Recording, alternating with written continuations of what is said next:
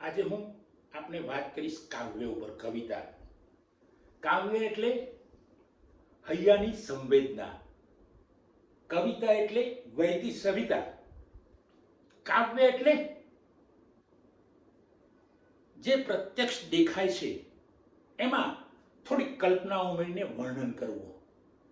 કાવ્ય એટલે તમને જે ઓન ધી સ્પોટ વિચાર આવે ને એને તમે ટપકાવી દો એટલે કાવ્ય. મિત્રો, કવિતા એટલે તમારા માંથી જે ઉર્મિઓ નીકળશે, તમારી અંદરથી જે ભાવ પેદા થશે, હકારાત્મક ભાવ પેદા થશે અને એને ટપકાવવા એટલે કવિતા. કવિતા, કાવ્ય સામાનાર્થી શબ્દો છે.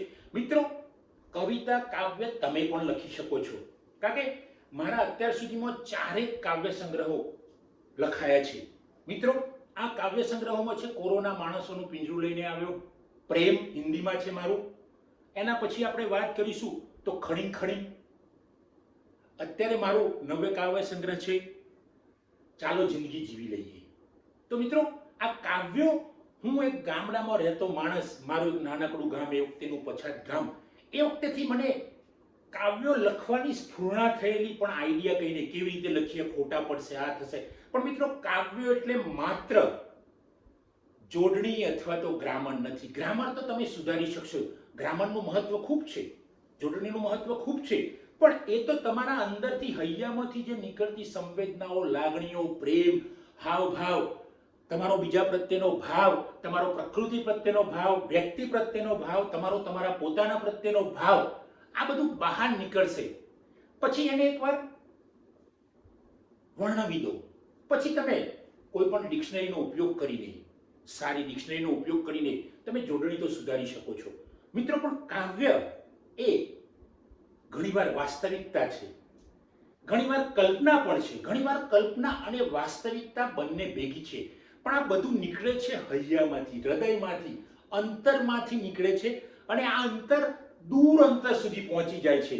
અને તમે જે દ્રશ્ય જોયું નથી એ પણ તમારા માનસપટ પર છવાઈ જાય છે, અને તમે કાવ્ય લખવા માટે પ્રેરાઈ જાઓ છો. મિત્ર, તમે ઘણા બધા કવિઓ આપણે જાણીએ છીએ, જ્યાં જ્યાં નજર મારી પડે ત્યાં ત્યાં યાદી ભરી આપની, સુરસિંહજી, તખ્તસિંહજી, ગોહેલ, કલાપી, આવા તો ઘણા મહાન કવિઓ થઈ ગયા છે કે એમને માત્ર એમનો ભાવ આવ્યો તે પંખીની ઉપર પથ્થરો ફેંકતા ફેંકી દીધો. તો આ ભાવ આવ્યો છે એમની અંદર, અને ભાવ આવ્યો અને લખાઈ ગયું એ કાવ્ય. પછી એમને જોડણી, ગ્રામર બધું સુધાર્યું હશે. તો મિત્રો, તમારી અંદર પણ તમે પણ લખવાની ટેવ પાડો, કાવ્ય લખવાની ટેવ પાડો, તમે કોઈ લેખ લખવાની ટેવ પાડો. તમારી અંદર જે નીકળે છે, કારણ કે આજનો એઆઈનો જમાનો છે, એટલે લખવાની પ્રેક્ટિસ વિદ્યાર્થીઓની, યુવાનોની, લોકોની પ્રેક્ટિસ ઓછી થતી જાય છે. મિત્રો, પ્રેક્ટિસ ઓછી થશે તો આપણે મૌલિકતા કેવી રીતે પ્રદર્શિત કરી શકીશું? આપણે નવી પેઢીને શું એઆઈ આપીશું એકલું? એઆઈ જરૂરી છે, જમાના પ્રમાણે ચાલવાનું છે, ટેકનોલોજી સાથે, પણ મૌલિકતા પણ એટલી જ જરૂર છે. આપણા બાળકોને, આપણા આવનાર પેઢીને આપણે આપણો વારસો આપવાનો છે. આપણા કાવ્યો, કવિતાઓ, આપણા નવલકથાઓ, આપણી મોટિવેશનલ બાબતો છે એ આપવાની છે.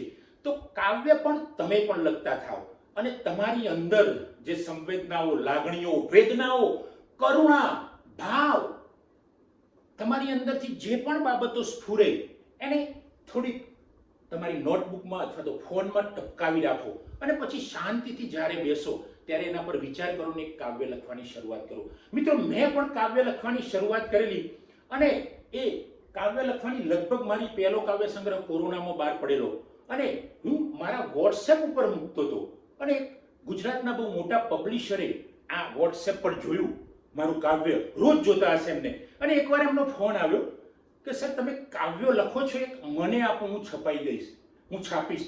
ત્યારે મને નવાઈ લાગી કે મારા કાવ્યો જો ગુજરાતના બહુ મોટા પબ્લિશરને ગમી ગયા હોય એટલે કાવ્યોમાં કંઈક દમ હશે.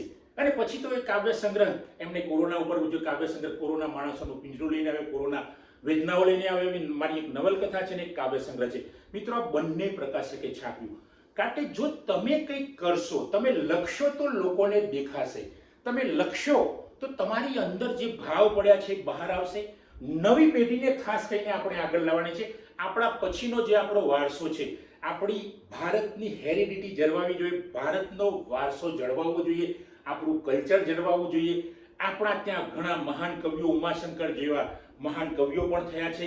એ બધાનું પણ આપણે ભાથું આ લઈને તૈયાર કરીને આપણી નવી પેઢીને આપવાની છે. એટલે મિત્રો, મારી આપ સૌને નમ્ર વિનંતી છે કે આપ સૌની અંદર કોઈ ભાવ પેદા થાય એને પુસ્તકમાં નોટબુકમાં ટપકાવો, તમારા ફોનમાં થતો કોઈ પણ જગ્યાએ, અને એ તમારી ટેવ સારી પડશે. મિત્રો, આજે પણ મારી ટેવ છે કે હું ક્યાંય પણ જતો હોય, બસમાં, ગાડીમાં અથવા તો કોઈ પણ જગ્યાએ એકલો બેઠો હોય, કોઈ વિચાર આવે તો હું તરત જ એક ચબરખીમાં ટપકાવી દઉં છું, અને ચબરખીમાંથી પછી હું લખું છું, મારી આખી બુક તૈયાર કરું છું. એ રીતે મારા 4 કાવ્ય સંગ્રહો થયા છે.